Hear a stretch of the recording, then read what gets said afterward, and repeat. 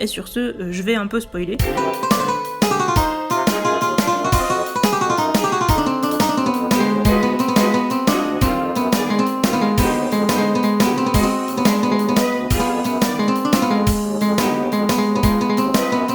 Ah oui, je suis désolée, j'ai dit qu'il y avait une explosion, mais bon.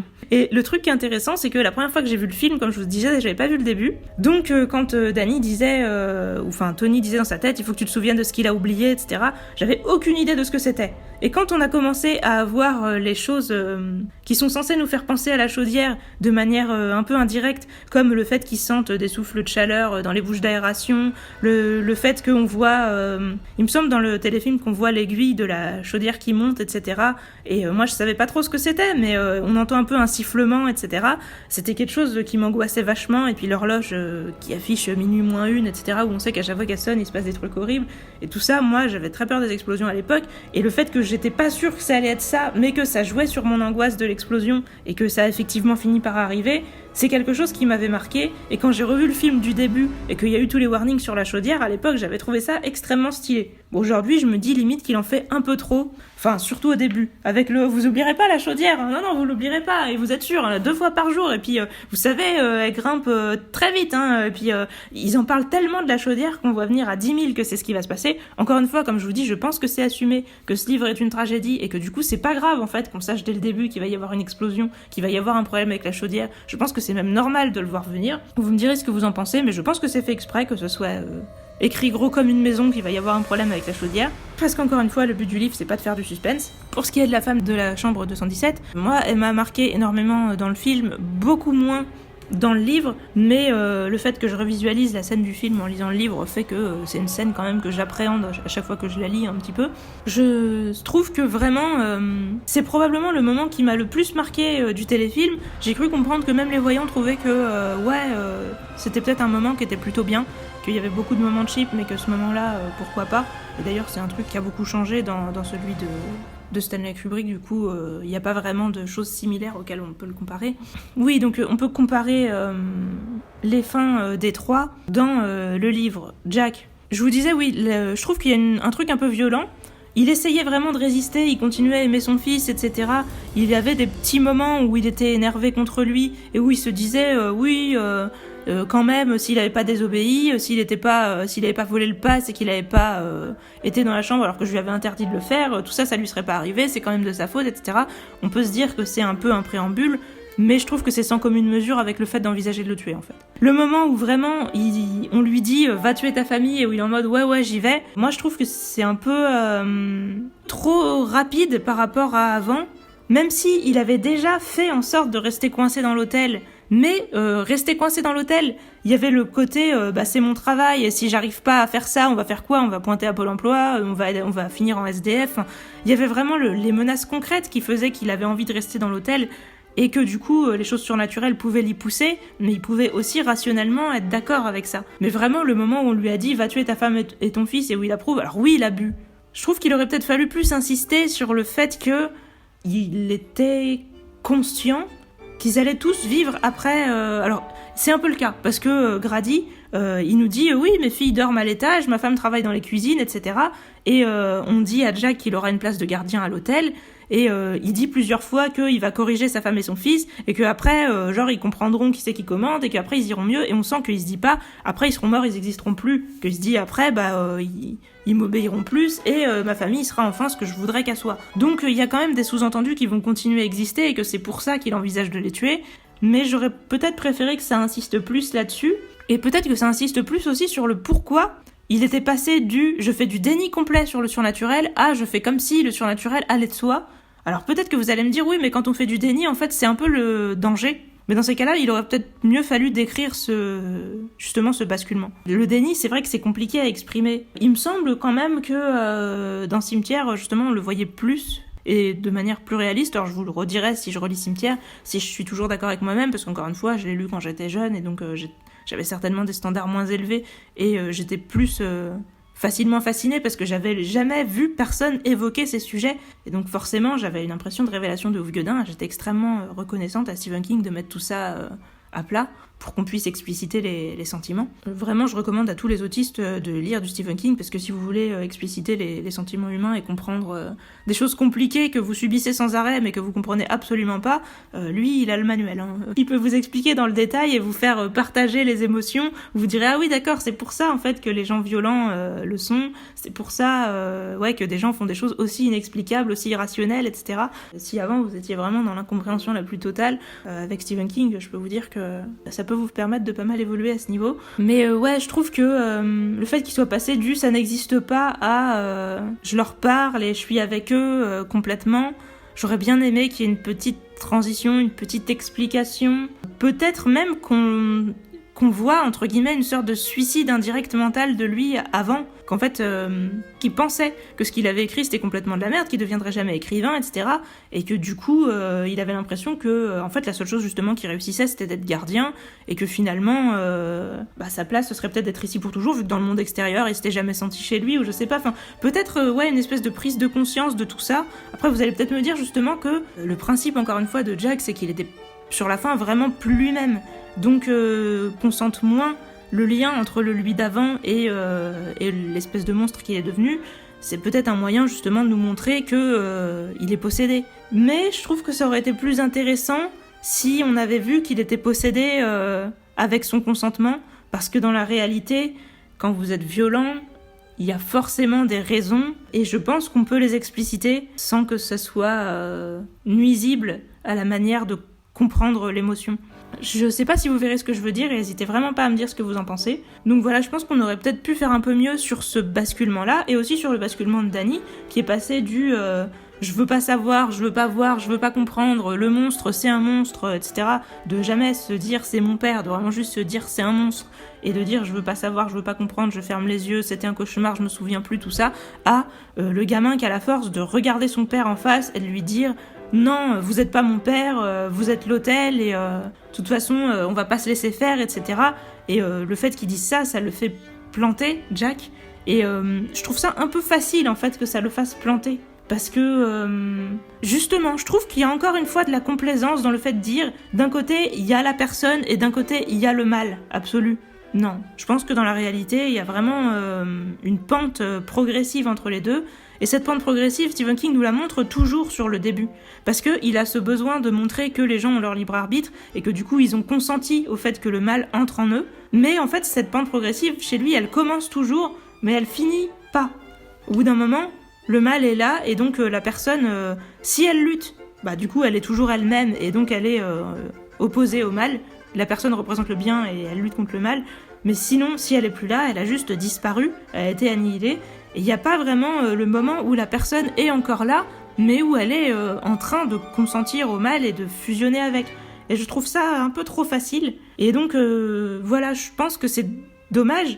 Mais du coup, c'est sûr que c'est grâce à ça que Danny arrive à faire prendre conscience à son père, en fait, à lui donner une porte de sortie quelque part. À lui dire, non mais toi, mon père que j'aime, t'es toujours là quelque part, ce qui est en train de t'arriver et pour laquelle tu te détestes. En gros, ce qui se passe, et je pense que c'est ce que Stephen King a vécu, et c'est pour ça, comme je vous dis, que je peux critiquer, mais je vais pas spécialement...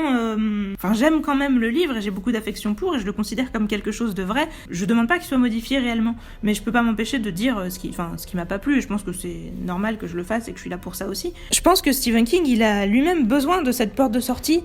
Jack, en fait, se dit, je suis une merde, j'ai fait du mal à mon fils, j'ai fait du mal à ma femme, j'ai pas réussi à écrire mon livre, je suis un gros naze, et c'est parce qu'il pense ça qu'il se laisse porter par l'hôtel, parce que quelque part il en a plus rien à foutre, il a l'impression qu'il est tellement nul que de toute façon il peut pas tomber plus bas quelque part. Et puis si quelqu'un veut de lui, l'hôtel en l'occurrence, c'est toujours mieux, c'est peut-être son seul moyen d'être quelqu'un quelque part, plutôt que d'être une grosse merde qui sert à rien, qui sera toujours nulle, etc.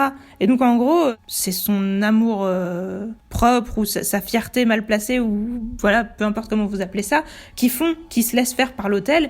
Et quand Danny lui donne la porte de sortie de dire mon père que j'aime, t'es toujours là quelque part et tu peux te battre contre ça, il se dit oui, en fait, si mon fils m'aime, c'est que j'ai réussi quelque chose, et donc, en fait, non, il n'y a pas plus rien à perdre, je suis pas une espèce de lavette quasiment déjà morte, et peu importe ce qui va m'arriver, il y a encore des choses qui sont là, et qui pourraient être détruites, et je veux pas qu'elles le soient. Et c'est la prise de conscience de ça qui lui permet de se battre, et je pense que c'est ce qui a permis à Stephen King de ne pas être violent envers sa famille et de rester du bon côté, c'est de se dire il m'aime, il compte sur moi, je suis peut-être un peu un loser, mais ça pourrait être largement pire, et je dois continuer à lutter pour eux justement parce que je les aime et parce qu'ils comptent sur moi, parce qu'ils ont cette attente. En fait, c'est l'attente de Danny qui a permis à Jack d'exister dans le fait de se sacrifier pour lui. Et d'ailleurs, voilà, finalement, si Jack est obligé de mourir pour que Danny s'en sorte, etc., je pense que c'est parce que Stephen King s'est dit plutôt mourir que de faire du mal à ma famille, en fait. Et c'est cette conclusion à laquelle il est arrivé à travers ce livre qui lui a permis d'exorciser le fait qu'il s'est dégoûté lui-même à travers ses pulsions violentes. C'est pour ça que, comme je vous dis, on peut pas demander que cette fin change, mais elle a ce côté un peu naïf de se dire comment c'est possible que Danny ait eu le courage de dire en face à l'entité vous n'êtes pas mon père, etc. Alors que juste avant, il était dans le déni le plus complet, en train de se cacher et de pleurnicher dans un coin. C'est un peu dommage qu'il n'y ait pas eu un power-up de Danny, quoi, pour qu'il en arrive là. J'aurais préféré. Alors oui, il y a le fait qu'il ait fait face à Tony, que Tony lui ait dit « je suis toi », et que du coup il s'est dit en fait j'attends de l'aide extérieure, mais je vais devoir compter sur moi-même. Ou d'ailleurs, Stephen King a écrit qu'à ce moment-là, il a eu sa première pensée d'adulte où il a compris que sa mère pouvait pas l'aider, que son père pouvait pas l'aider et qu'il allait devoir compter que sur lui-même et qu'il était vraiment seul dans cette situation. Oui, c'est bien ça. C'est vraiment bien, mais j'aurais aimé qu'on creuse plus dans cette direction, en fait. Qu'on creuse plus les sentiments de Danny, qui avait vraiment envie, quelque part, de se pelotonner dans un coin et de tout laisser tomber et de se laisser tuer, mais justement qui a eu un espèce de réveil, de se dire je peux pas faire autrement que de me battre et je vais le faire. Et de savoir comment ça lui est venu cette idée. Je sais pas, qu'il repense à des bons souvenirs de son père. On nous dit que quand il le voit physiquement, il se dit qu'il lui ressemble pas, parce que voilà, il est couvert de sang, il est hirsute, il est moche. Mais la réalité, c'est que un humain, ça peut très bien être couvert de sang, être hirsute et être moche, et pour autant, c'est toujours la même personne. C'est pas parce que quelqu'un est devenu défiguré ou quoi qu'il est mauvais. Donc ça m'a un peu dérangé que ce soit décrit de cette manière. Genre, il lui ressemble pas, donc c'est bon, c'est pas lui, et ça m'a aidé à gueuler, vous n'êtes pas mon père, etc. Non. Alors après, évidemment, Danny, il a le Shining, il a de l'empathie, donc si quelqu'un est son père ou est pas son père, lui, il peut le ressentir. Mais justement, on aurait peut-être plus dû creuser de ce côté-là, où il aurait essayé de lire dans les pensées de son père et il aurait reconnu que c'était pas lui. Alors c'est peut-être facile et ça paraît peut-être évident qu'il l'a fait, ou alors qu'il aurait peut-être pas pu le faire parce que s'il essayait de faire ça devant le mec qui voulait le buter, il allait se faire tuer parce que le Shining, manifestement, ça demande un peu de concentration, de fermer les yeux ou des trucs comme ça, donc peut-être qu'il pouvait pas, mais ou alors il aurait fallu qu'il le fasse un peu avant que son père arrive et du coup comme ça qu'il ressente que c'était pas lui. J'aurais trouvé ça plus logique plutôt qu'il le dise en le voyant et qu'il le juge sur le physique. Voilà, il y a quelques petits trucs comme ça où je trouve que c'est dommage, que ça aurait pu être un peu mieux écrit pour qu'on puisse avoir aussi notre délivrance, nous qui avons eu peur d'une personne violente ou quoi dans notre vie et qui voulons aussi exorciser ça et se dire voilà, on lui fait face, on fait appel à ce qu'il y a de meilleur en elle, parce que nous non plus, quand on a eu affaire à une personne violente qui nous aimait et qu'on aimait, on n'a pas envie qu'il lui arrive du mal, qu'elle meure ou quoi que ce soit, et c'est pour ça justement qu'on a tendance à se laisser faire. Mais au bout d'un moment, si on se réveille et qu'on lui fait face, il faut qu'on arrive aussi à faire appel à ce qu'il y a de meilleur en elle pour lui donner la force de se battre, et ça c'est extrêmement important.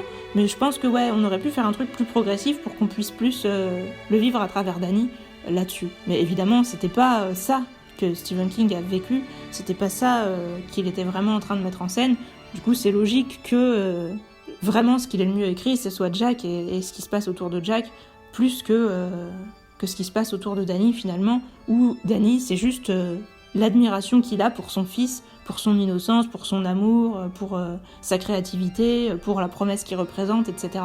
Je vous dis, les défauts de Shining, je les comprends et quelque part je les aime presque. C'est pour ça que je peux mettre 8 aussi, parce que c'est pas un livre où je suis vraiment énervée par les défauts, mais je peux pas m'empêcher de penser qu'il y en a malgré tout, avec mon regard d'aujourd'hui, donc il faut essayer de les expliciter pour en parler. J'espère que ça vous aura intéressé. Je me dis, c'est pas extrêmement simple sur le moment, sur le papier, de trouver des choses nouvelles et innovantes à dire sur des livres comme ça qui sont extrêmement connus et dont des tas de gens ont déjà parlé. Malgré tout, comme j'aime bien creuser dans le fond des choses, et notamment justement dans le fond des personnalités, des sentiments humains, etc., et que Stephen King aime ça aussi, je trouverais peut-être un peu ma place là-dedans, à essayer de décortiquer les sentiments des persos et de vous en parler, parce que j'ai pas l'impression que la plupart des gens aillent dans cette direction-là, dans leur critique de Stephen King. Donc j'espère que je pourrai trouver un peu ma place et en parler de cette manière, un peu psychologique. La fin, comme je vous disais, le fait que on voit Dick, Wendy et Danny, du coup, qui passent un peu à autre chose,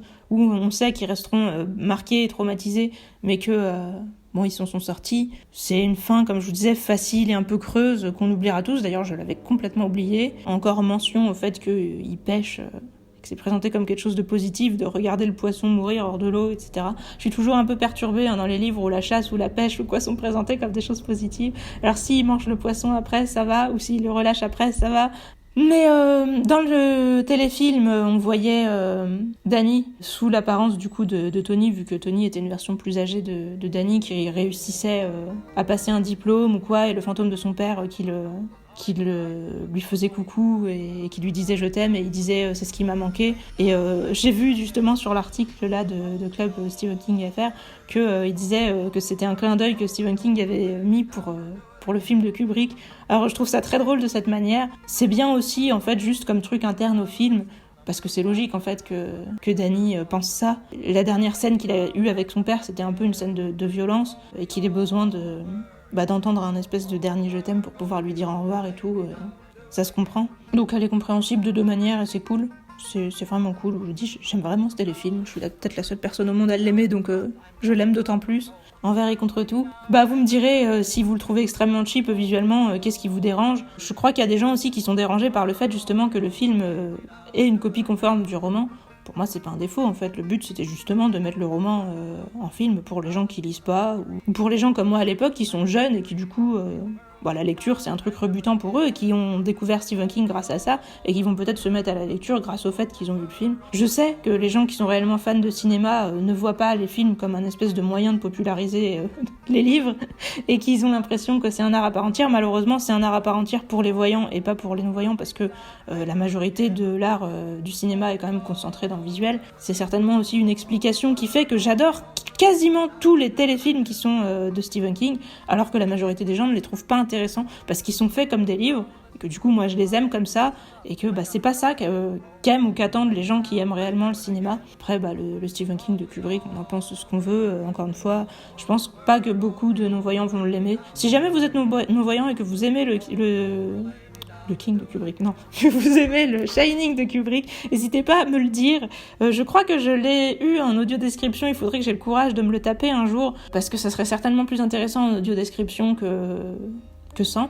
Mais je pense que ça changera malheureusement pas trop mon opinion, parce que ce que j'aime là-dedans, c'est justement la bataille de Jack contre l'alcool, etc. Et la bataille de Danny contre la peur d'un parent violent et qui l'aime malgré tout, et cette espèce de paradoxe. C'est les deux choses auxquelles je suis attachée, c'est deux choses qu'il n'y a pas dans le Kubrick en fait. Le Kubrick, c'est vraiment juste où il y a un hôtel hanté et il y a une famille de gens qui sont complètement détruits par ça, et puis Jack Nicholson qui est fou et qui va massacrer sa famille, où l'hôtel lui a juste donné la petite poussée. Je pense que le propos m'intéresse moins, même si pour autant, je vous dis, quand je lis les trucs pour Stephen King, le but c'est que le surnaturel retourne dans sa cage et que ensuite on revienne au quotidien, etc. Mais je suis pas du tout d'accord avec ça, et moi j'aime beaucoup plus explorer justement les univers un peu alternatifs, un peu malsains, etc. C'est quelque chose qui me fascine énormément, donc je pense que je suis beaucoup plus d'accord avec la vision de Kubrick de ça. C'est juste que pour moi, Shining, c'est une œuvre de King qui a fait face à ses démons, et pour moi, on doit respecter ça, en fait. Je supporte pas qu'on manque de respect à une œuvre sincère. Ça me met vraiment en colère. Je pense que c'est peut-être parce que moi aussi j'écris, etc. et que je supporte pas qu'on détourne le sens de ce que je dis. Ça me dérange. C'est comme si vous preniez une personne justement que vous aimiez et que vous en faisiez un espèce de clone déformé. J'accepte pas ça en fait. Pour moi, ce qui est le plus important dans Shining, c'est justement le fond. L'hôtel et tous ces trucs-là, c'est juste une apparence. C'est comme si vous aviez pris juste vêtements de la personne et que vous disiez c'est elle. Non. Et pour autant, moi aussi, je pense que je suis facile. Je suis pas du tout quelqu'un de compliqué en adaptation de Stephen King, donc je pense que mes critères sont à peu près les mêmes que lui, en fait. C'est justement le respect du fond de l'œuvre. Mais pour le respecter, encore faut-il s'y intéresser. Et je pense que Kubrick, ça l'intéresse pas, ce sujet-là. Je pense pas que ce soit parce qu'il s'est dit c'est nul ou je sais pas quoi. Je pense juste que ça l'intéresse pas. Je suis mitigée à propos de Kubrick, mais j'aime bien Orange Mécanique, donc vous inquiétez pas, je suis pas unilatérale à propos de Kubrick non plus. Hein. Du coup, n'hésitez pas à me dire ce que vous pensez, sauf si c'est de la merde. Et moi, je vous dis à la prochaine. Probablement pas pour un King, même si j'en commenterai beaucoup d'autres, vu que c'est les vidéos qui marchent le mieux, et vu que de toute façon, je les adore et que je suis extrêmement fan de King. Donc ce sera pas du tout une corvée pour moi. Salut!